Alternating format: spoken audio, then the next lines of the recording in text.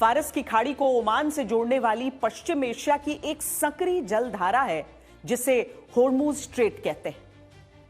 ये ईरान के दक्षिण में है और इसके दक्षिण में ओमान और संयुक्त अरब अमीरात है। दुनिया की तेल की 20% जरूरत इसी रास्ते से पूरी होती है। भौगोलिक कारणों से ईरान संकट का असर होर्मुज स्ट्रेट पर पड़ना तय है और इसका सीधा मतलब है भारत के लिए भी तेल आयात करना महंगा हो सकता है।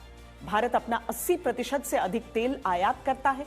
तेल संकट बढ़ेगा तो कीमतें बढ़ने की आशंका है और इसी के साथ भारत का ऑयल इंपोर्ट बिल बढ़ सकता है।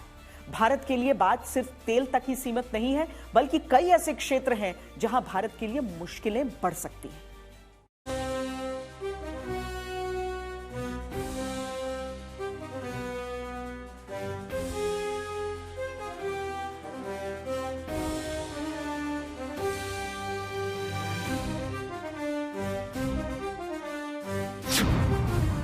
चाबहार पोर्ट पर असर।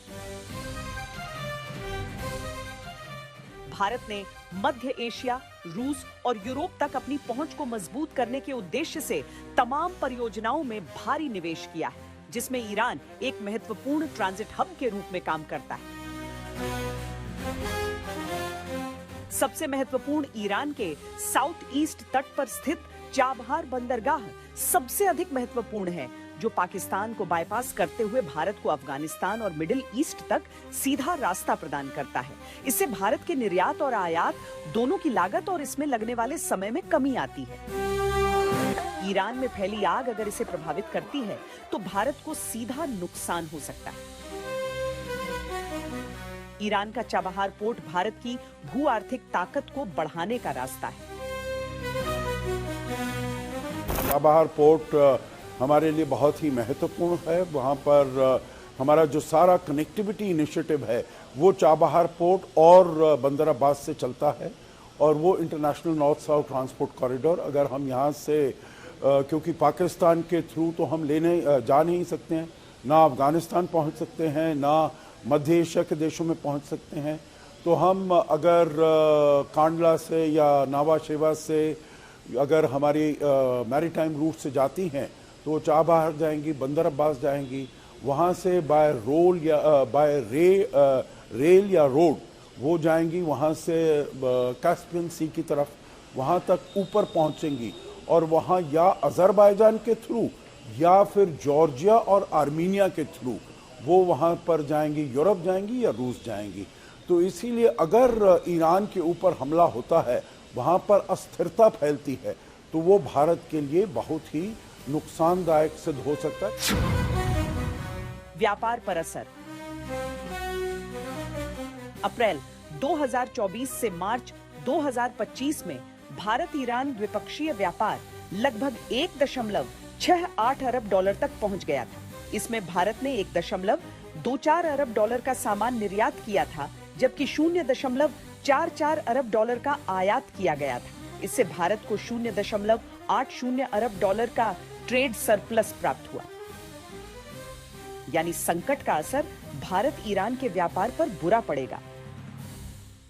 यूएस के एडमिनिस्ट्रेशन उन्होंने हमको वेवर दिया हुआ था कि चाबहार में जो हमारी इन्वॉल्वमेंट है उसके ऊपर ईरान की जो सैंक्शंस है उससे कोई असर नहीं पड़ेगा, हमको एग्जम्प्ट कर दिया गया था। ये अब ट्रंप नहीं मान रहे हैं तो हम चाबहार पर जो काम करना चाहिए वो नहीं कर पा रहे हैं। तो अगर यूएस का ईरान यूएस के इन्फ्लुएंस में आ गया या वहाँ पर जो ताकत आई जो वहाँ पर सत्ता में है वो यूएस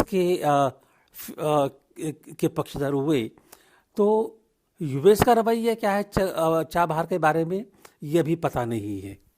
लेकिन अगर यूएस ने कहा कि नहीं इसको नहीं बनने देना है तो फिर तो हम कुछ नहीं कर पाएंगे, फिर देखना पड़ेगा। लेकिन इसलिए सिचुएशन काफ़ी फ्लूइड है और ये हमारे हित में है या नहीं है, हमारी जो एक पावर मैट्रिक्स है, जो हमारे रिलेशन से क्या असर पड़ेगा, ये सब बड़ा हमको बड़ी सावधानी से देखना होगा। ये भारत ईरान में क्या आयात निर्यात?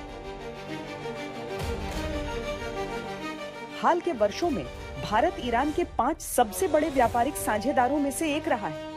ईरान को भारत से पहुंचाए जाने वाले प्रमुख सामानों में चावल, चाय, चीनी, दवाइयां, कृत्रिम फाइबर, विद्युत मशीनरी, और आर्टिफिशियल ज्वेलरी शामिल है। इसके अलावा ईरान से भारत आने वाले सामान को देखें तो इनमें सूखे मेवे, अकार्बनिक, कार्बनिक रसायन के साथ ही कांच के बर्तन सबसे ज्यादा मात्रा में आयात किए जाते हैं। स्पष्ट है कि ईरान जितना सुलगेगा उतना ही इन उद्योगों में लगे कर्मचारियों से लेकर मजदूरों तक के सामने रोजगार का संकट खड़ा हो जाएगा।